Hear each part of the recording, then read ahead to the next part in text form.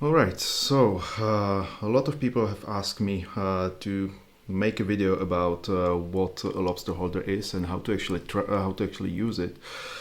So after much deliberation, I thought, why not? I'm gonna force myself to record a video, and as you probably can see, I have no idea what I'm doing, and yeah, that's what you are gonna get. So let's get to it. So this is the basic unit. It's super simple, 3D printed, with a steel axle, some heatset inserts, magnets, and some screws. And that's what you get when you order the basic unit. And it's pretty simple. Basically, you put the film in. I can show you actually.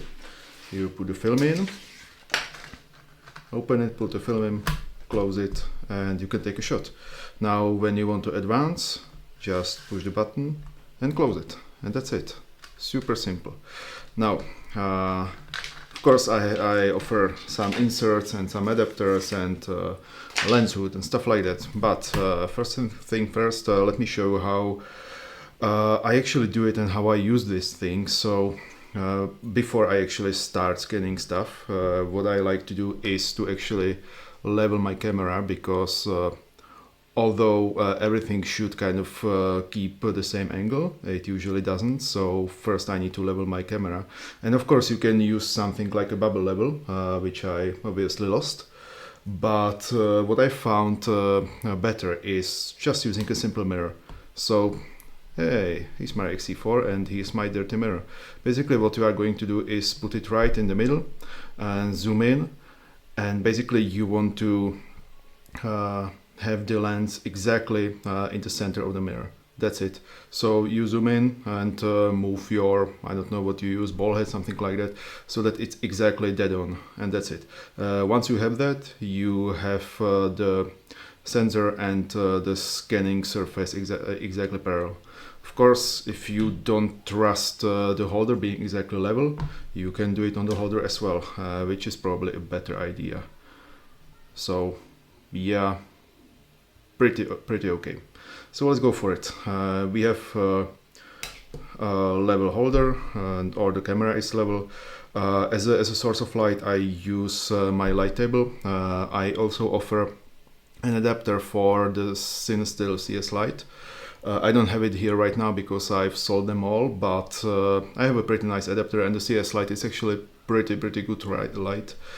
Fairly cheap and super strong, so I would definitely recommend that. Anyway, this is what we are stuck with right now.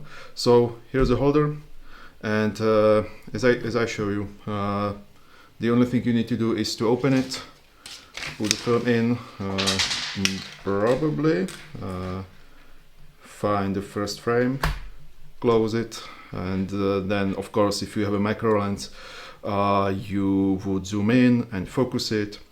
What I use is, where do I have it?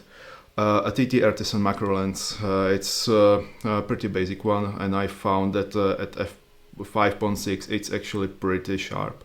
So that's what I use. Now you zoom in and focus it, and turn on the light table, take a shot. Now once you have taken the shot, you're gonna open this by pushing this button and close it, and that's it. And take a shot again. Open it, push the button, close it, that's it. Open it, push the button, close it. I guess you kind of know what to do, and you get the hang of it. Now, couple of things I would definitely recommend, and a couple of things you actually get when you order the kit. The main thing is the lens hood. Now, let me put this away. The lens hood is actually a pretty simple thing. It's basically just, it looks like a huge tube, and it does exactly the same as a lens hood for a lens does. So when I put this thing back, put the lens hood on, and actually, yeah, I don't want to turn on the light table because that's gonna screw the exposure, but I guess you kind of understand how that works. Now, for the adapters, one thing I offer is adapters or masks for 6 by 4.5, 6 by 6, 6 by 7, 6 by 8. You don't need a 6 by 1 because this frame is actually 6 by 9. Now you don't actually need it because the holder keeps the film pretty level or pretty flat without it. That's kind of the whole idea behind the lobster holder. But if you get issues with stray light coming around your frame, what you can order is something like this. So this is a 645 adapter, pretty simple. The only thing you need to do is to drop it in, use an M5 screw. For the Freedom Units users, I actually ship the mask with the M5 screw, and I ship one spare in case you lose it. And that's it. And then you can kind of scan your 645 frame. Of course, 6 by 6, 6 by 8, whatever you order. That's one thing. Now, majority of people obviously are not that crazy and shoot 35mm. This holder can also be used for scanning 35mm, and again it's super easy. Now I have these inserts. One goes on the top, one goes on the bottom, and the idea behind that is to do pretty much the same thing as for the 120 film. So let me put it in.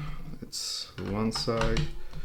This is the other side. Where is my other screw? And I lost it. Of course I did. Oh, here it is.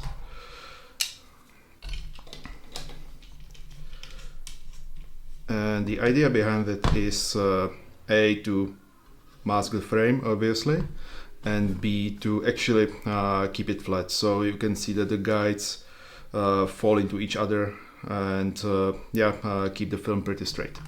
So you close it, put the film in, and do exactly the same thing as the 120.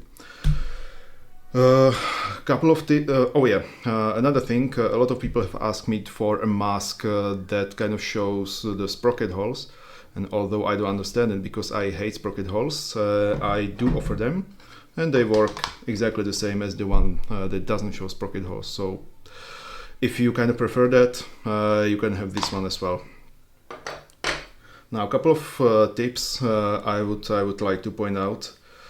Apart from the mirror thingy, this is a must-have. So for kind of blowing the dust from your light table, blowing the dust from your negatives, from your lens, obviously. I suppose since you have a bunch of analog cameras and a digital camera and a tripod and everything, you probably have this as well, because this is kind of the cheapest thing in your bag anyway. But I just want to throw it out there because it's super convenient. I don't really use the big blow duster spray thingies, because every time I do it I get the spray, get kind of the liquid spray, and either burn myself with it or ruin my negative. So this is what I use. Another thing that's super convenient is a remote release of some sort. Now, as you've seen, I use Fuji, so I can use just a regular release or remote release. Why is it so great for this? Well, you can use it as a two-hand operation. So you put the film in, push the button, push this, advance it, put down, push the button, and yeah, I guess you get the gist of it. And it's super convenient. And let me see, did I forget about anything? No, I guess that's it. I designed this mainly for myself because I was kind of frustrated by what is on the market, because everything is either ridiculously expensive or doesn't really work well. So I tried my own thing and it works really well, and I scan probably like 10 rolls of film every month, and I love it. The only problem I have with that is usually I need to wait for somebody to order one so that I can quickly scan my rolls with it and send it away, because I'm pretty much always out of stock. And that's it. Thanks for watching, and feel free to hit me up in the comments or via my website with any questions. See you.